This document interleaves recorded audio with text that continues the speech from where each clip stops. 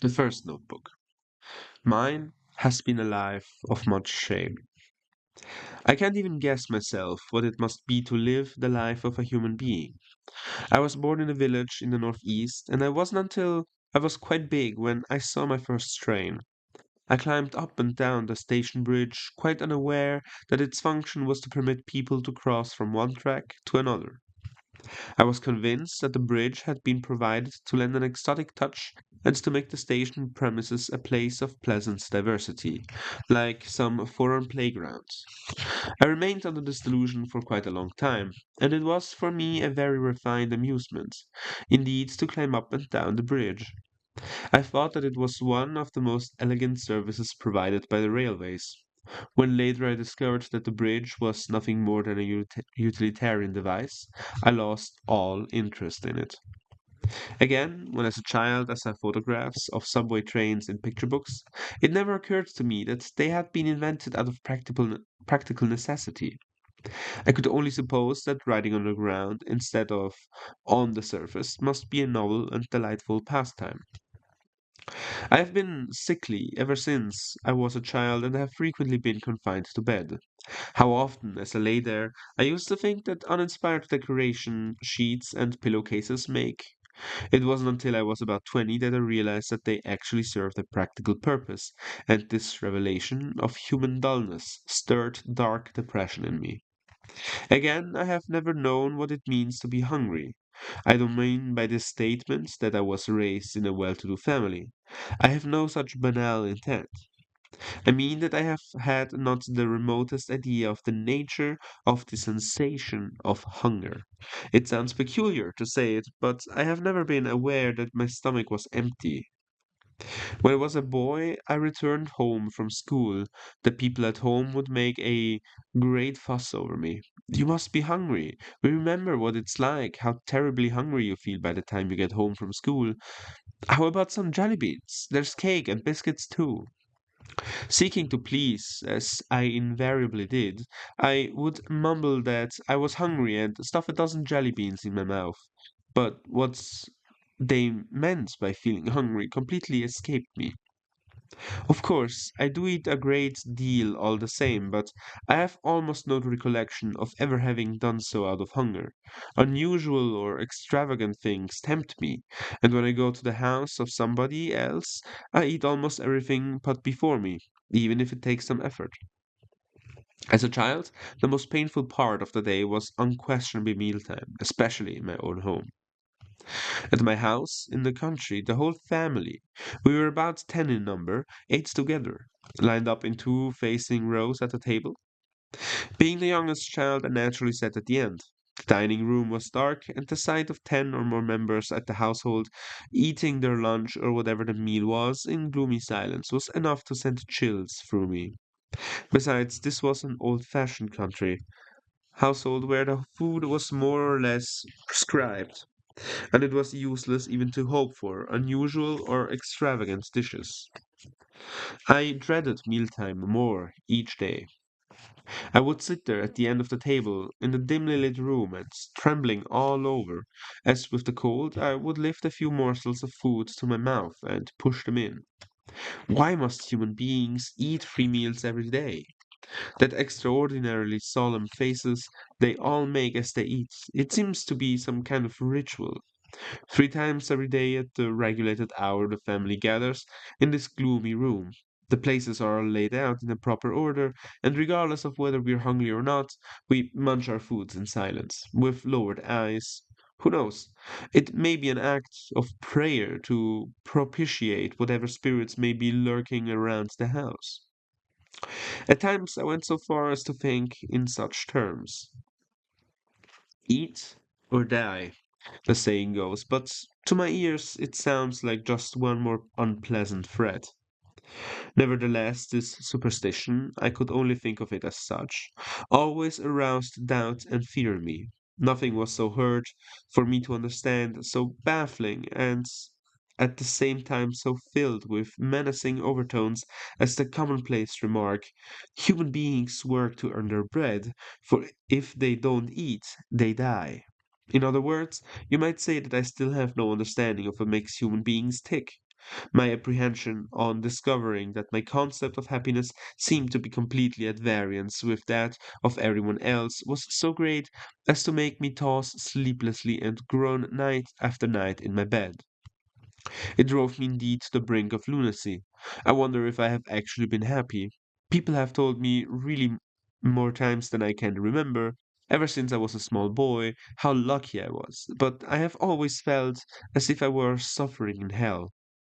It has seemed to me, in fact, that those who called me lucky were incomparably more fortunate than I. I have sometimes thought that I have been burdened with a pack of 10 misfortunes, any of which, if borne by my neighbor, would be enough to make a murderer of him. I simply don't understand. I have not the remotest clue what the nature of or extent of my neighbor's woes can be. Practical troubles, griefs that can be assuaged if only there is enough to eat. These may be the most intense of all burning hells, horrible enough to blast to smithereens my 10 misfortunes. But it is precisely what I don't understand. If my neighbors manage to survive without killing themselves, without going mad, maintaining an interest in political parties, not yielding to despair, resolutely pursuing the fight for existence, can their griefs really be genuine? Am I wrong in thinking that these people have become such complete egoists and are so convinced of the normality of their ways of life that they have never once doubted themselves? If that is the case, their suffering should be easy to bear. They are common, lot of human beings, and perhaps the best one can hope for. I don't know if you slept around soundly at night, the morning is exhilarating, I suppose. What kind of dreams do they have? What do they think about when they walk along the street? Money? Hardly, it couldn't only be that. I seem to have heard the theory advanced that human beings live in order to eat, but I've never heard anyone say that they lived in order to make money. No, and yet, in some instances, no, I don't even know that. The more I think of it, the less I understand. All I feel are the assaults of apprehension and terror at the thought that I am the only one who is entirely unlike the rest. It is almost impossible for me to converse with other people. What should I talk about? How should I say it? I don't know. This was how I happened to invent my clowning. It was the last quest for love I was to direct at human beings. Although I had a mortal dread of human beings, I seemed quite unable to renounce their society. I managed to maintain on the surface a smile which never deserted my lips. This was the accommodation I offered to others, a most precarious achievement performed by me only at the cost of excruciating efforts within. As a child, I had absolutely no notion of what others, even members of my own family, might be suffering or what they were thinking. I was aware only of my own unspeakable fears and embarrassments. Before anyone realized it, I had become an accomplished clown, a child who never spoke a single truthful word. I have noticed that in photographs of me taken about that time together with my family, the others all have serious faces, only mine is invariably contorted into a peculiar smile. This was one more variety of my childish, pathetic antics. Again, I never once answered back anything said to me by my family. The least word of reproof struck me with the force of a thunderbolt and drove me almost out of my head. Answer back! Far from it. I felt convinced that the reprimands were without doubt voices of human truth speaking to me from eternities past. I was obsessed with the idea that since I lacked the strength to act in accordance with this truth, I might already have been disqualified from the living among human beings. This belief made me incapable of arguments or self justification. Whenever anyone criticized me, I felt certain that I had been living under the most dreadful misapprehension.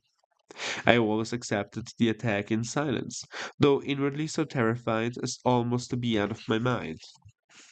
It is true, I suppose, that nobody finds it exactly pleasant to be criticized or shouted at, but I see in the face of the humans being raging at me a wild animal in its true colors, one more horrible than any lion, crocodile, or dragon. People normally seem to be hiding into this true nature, but an occasion will rise as when an ox sedately unconscious in a grassy meadow suddenly lashes out with its tail to kill a horsefly on its flank. When anger makes them reveal in a flash human nature in all its horror. Seeing this happen has always induced me a fear great enough to make my hair stand on end, and at the thought that this nature might be one of the prerequisites for survival as a human being, I have come close to despairing of myself. I have always shook with fright before human beings, unable as I was to feel the least particle of confidence in my ability to speak and act like a human being. I clapped my solidarity I kept my solitary agonies locked in my breast. I kept my melancholy and my agitation hidden, careful lest any trace should be left exposed. I feigned an innocent optimism. I gradually perfected myself into the role of a farcical eccentric. I thought, as long as I can make them laugh, it doesn't matter how, I'll be all right. If I succeed in that, the human being probably won't mind it too much if I remain outside their lives. The one thing I must avoid is becoming offensive in their eyes. I shall be nothing, the winds, the sky. My activities as a jester, a role born of desperation, were extended even to the servants, whom I feared even more than my family because I found them incomprehensible. In the summer, I made everybody laugh by sauntering through the house wearing a red woolen sweater under my cotton kimono. Even my elder brother, who was rarely given in to mirth, burst out laughing and commented in intolerably affectionate tones, "That doesn't look good on you, Yozo."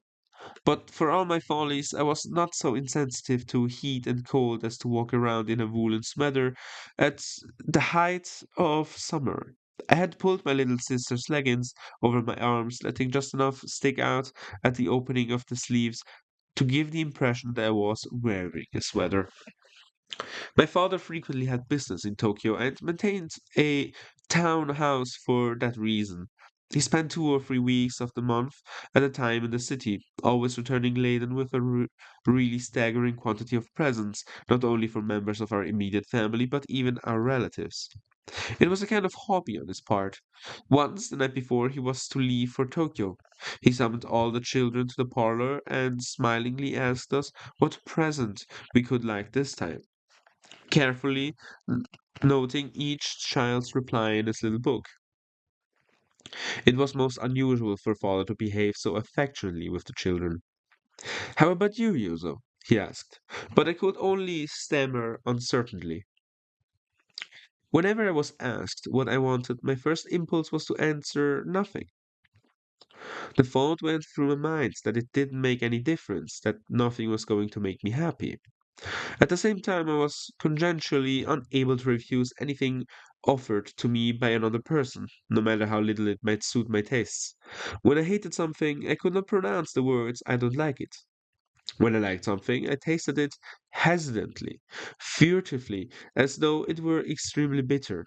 In either case, I was torn by unspeakable fear. In other words, I hadn't the strength even to choose between two alternatives. In this fact, I believe, lay one of the characteristics which in later years was to develop into a major cause of my life of shame. I remained silent, fidgeting. My father lost a little of his good humor. "Will it be a book for you? Or how about a mask for the New Year lion dance? They sell them now in children's sizes. Wouldn't you like one?" The fatal words, "wouldn't you like one?" made it quite impossible for me to answer. I couldn't even think of any suitable clownish response. The gesture had completely failed. "A book would be best, I suppose," my brother said seriously. "Oh?" The pleasure drained from my father's face. He snapped his notebook shut without writing anything. What a failure. Now I had angered my father, and I could be sure that his revenge would be something fearful. That night, as I lay shivering in bed, I tried to think if there were still not some way of redressing the situation. I crept out of bed, tiptoed down to the parlor, and opened the drawer of the desk where my father had most likely put his notebook. I found the book and took it out.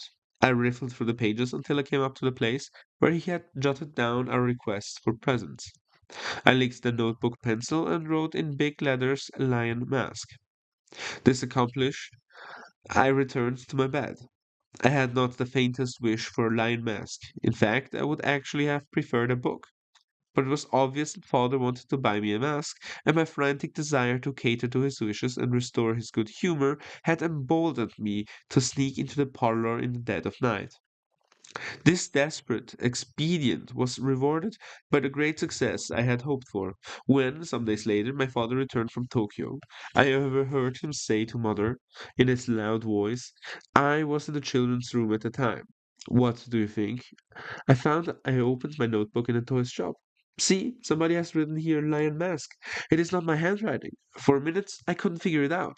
Then it came to me. This was some of Yozo's mischief. I asked him what he wanted from Tokyo, but he just stood there grinning without saying a word. Later, he must have got to wanting that lion mask so badly he couldn't stand it. He's certainly a funny kid, pretends not to know what he wants and then goes and rides it. If he wanted the mask so much, all he had to do was tell me. I burst out laughing in front of everybody in the toy shop, asked him to come here at once. On another occasion, I assembled all our men and women servants in the foreign style room. I got one of the man servants to bang at random on the keys of the piano. Our house was well equipped with the most amenities, even though we were in the country. And I made everyone roar with laughter by cavorting in a wild Indian dance to his hit and miss tune. My brother took a flashbulb photograph of me performing my dance. When the picture was developed, you could see my pee-pee through the opening between the two handkerchiefs, which served for a loincloth, and these two occasioned much merriment. I was perhaps to be accounted a triumph which surpassed my own expectations. I used to subscribe regularly to a dozen or more children's magazines, and for my private reading ordered books of all sorts from Tokyo. I became an adept in the exploits of Dr. Nonsentius and Dr. No, and was immediately acquainted with all manner of spooky stories, tales of adventures, collections of jokes, songs, and the like. I was never short of material, for the absurd stories I solemnly related to make the members of my family laugh. But what of my schooling? I was well on the way to winning respect, but the idea of being respected used to intimidate me excessively. My definition of respected man was one who had succeeded almost completely in hoodwinking people, but who was finally seen through by some omniscient, omnipotent person who ruined him and made him suffer a shame worse than death. Even supposing I could deceive most human beings into respecting me, one of them would know the truth, and sooner or later other human beings would learn from him. What would be the wrath and vengeance of those who realized how they had been tricked? That was a hair raising thought. I acquired my reputation at school less because I was the son of a rich family than because, in the vulgar parlance, I had brains. Being a sickly child, I often missed school for a month or two, or even a whole school year at a stretch. Nevertheless, when I returned to school, still convalescent in a rickshaw, and took the examinations at the end of the year, I was always first in my class, thanks to my brains. I never studied, even when I was well. During recitation time at school, I would draw cartoons, and in recess periods, I made the other children in the class laugh with the expectations to my drawings. In the composition class, I wrote nothing but funny stories. My teacher admonished me, but that didn't make me stop, for I knew that he secretly enjoyed my stories. One day I submitted a story written in a particularly doleful style, recounting how, when I was taken by my mother on the train to Tokyo, I had made water in a spittoon in the corridor. But at the time, I had not been ignorant that it was a spittoon. I deliberately made my blunder, pretending a childish innocence. I was just sure that the teacher would laugh at what I stealthily followed him to the staff room. As soon as he left the classroom, the teacher pulled out my composition from the stack written by my classmates. He began to read as he walked down the hall and was soon snickering. He went into the staff room, and a minute or so later, was it when he finished it? He burst into loud guffaws, his face scarlet with laughter. I watched him press my paper on the other teachers, and I felt very pleased with myself. A mischievous little imp. I had succeeded in appearing mischievous. I had succeeded in escaping from being respected. My report card was all A's, except for deportment, where it was never better than a C or a D. This too was a source of great amusement to my family. My true nature, however, was one diametrically opposed to the role of a mischievous imp. Already by the time I had been taught a lamentable thing by the maids and men servants. I was being corrupted, and I think that to perpetrate such a thing on a small child is the ugliest, vilest, cruelest crime a human being can commit. But I endured it. I even felt as if enabled me to see one more particular aspect of human beings. I smiled in my weakness. If I had formed the habit of telling the truth, I might perhaps have been able to confide unabashedly to my father or mother about the crime, but I could not fully understand even my own parents. To appeal for help to any human being, I could expect nothing from that expedient.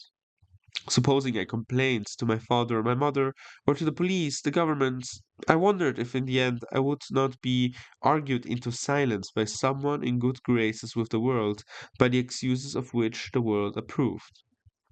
It is only too obvious that favoritism inevitably exists. It would have been useless to complain to human beings, so I said nothing of the truth.